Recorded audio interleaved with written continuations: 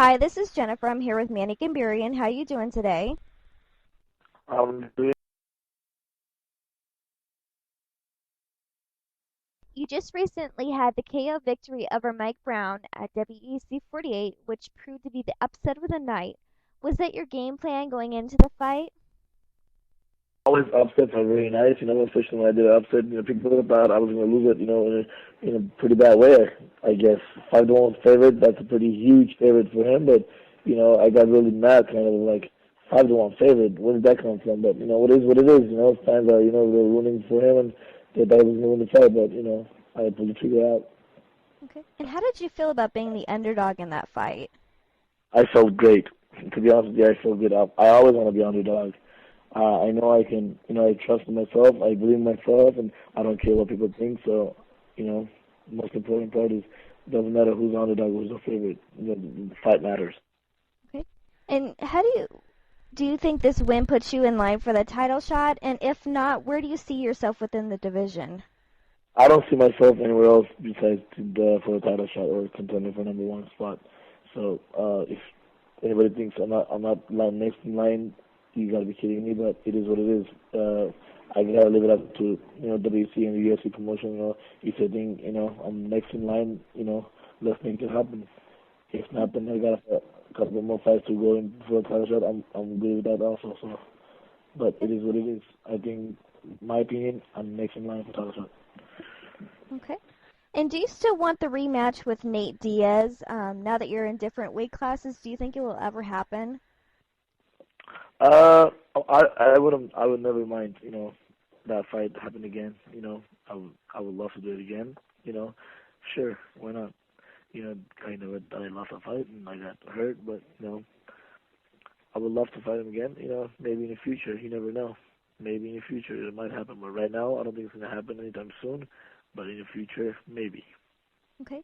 And in training in MMA, do you feel it's a good idea to stick with what you know best and then improve on your own strengths, or to work on all styles, whether you show strength in that or not? Oh, most definitely, you got to mix it up a little bit. You can't just be a jiu-jitsu guy, or you can't just be a wrestler and go out there and do just wrestling. You got to work on your stand-up. You got to work on your wrestling, conditioning. I'm working on my everything, a little bit of everything. I mix it up every single day and two works out, and every day I do different stuff. I can't do the same stuff. Doesn't matter who you're fighting. You got to mix it up a little bit. And what do you think your particular strengths are? I'm more all-around fighter now because I've been, working my boxing a lot and my jiu-jitsu, my wrestling, and my Muay Thai, and I got a good training camp and a good amount of people that work with me, good coaches. I've been looking for them. They've been helping me a lot, so I have a trust on them now. Whenever they say something, and I trust them. It's worth it of trusting them because they know what they're doing now. So. My strength are, my power, my endurance, and my technique. People think I'm just, powerhouse. I hate when they say that, man, you're a powerhouse. I'm not a powerhouse. I mean, I got a lot of technique to use, and, I got a lot of tools to finish people off. This time I knocked him out, and next fight I can probably submit someone. And your judo background is also another aspect of your game. How does the traditional judo differ from the judo that's adapted for MMA? It's very different, it's very different. But sometimes judo is a judo. It's my favorite art of all time. It's my favorite sport of all time. I respect judo because I've been doing judo for like 15, 20 years almost. Bob Chambliss from Bob. So I love judo. I love what I do. That was my favorite sport of all time, and still it is my favorite sport of all time.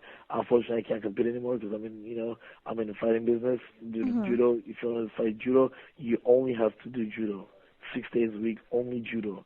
If you want to get better and you want to be the best in the world, you have to train like maniac every single day and only judo. You can't just do wrestling. You can't just do boxing and then go to judo and go fight big tournaments.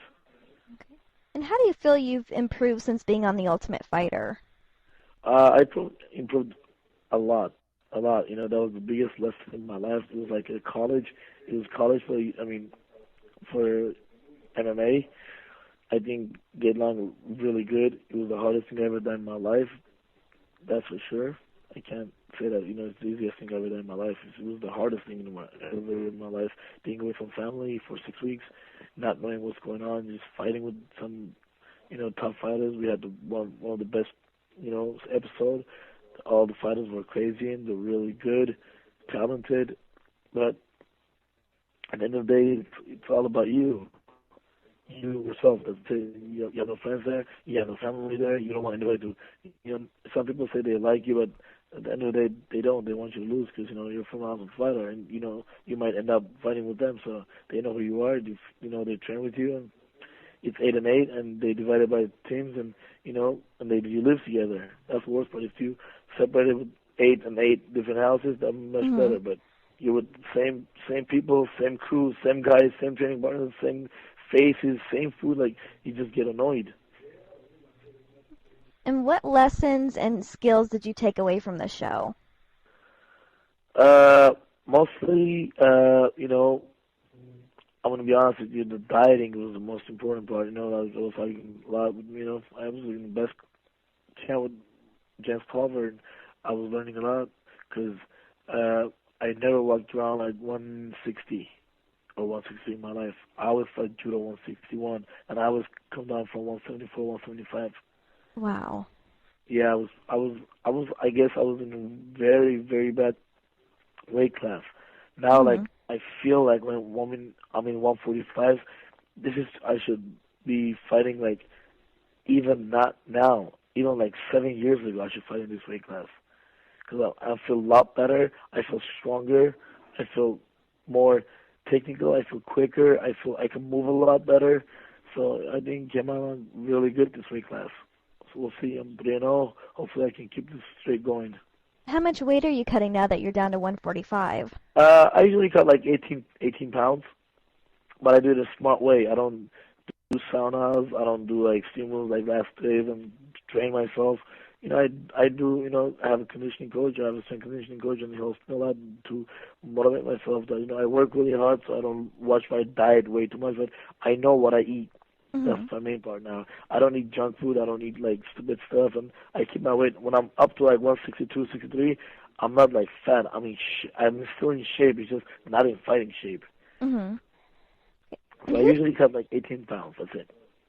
And who do you feel has been your toughest opponent thus far in your career? I fought a lot of tough guys back in. I would still have to say probably Sean Sherk when I was 18 years old when I fought him. Sean Sherk was the toughest one. Okay. And are you still training with your cousin Carl Parisian, and what have you learned from him?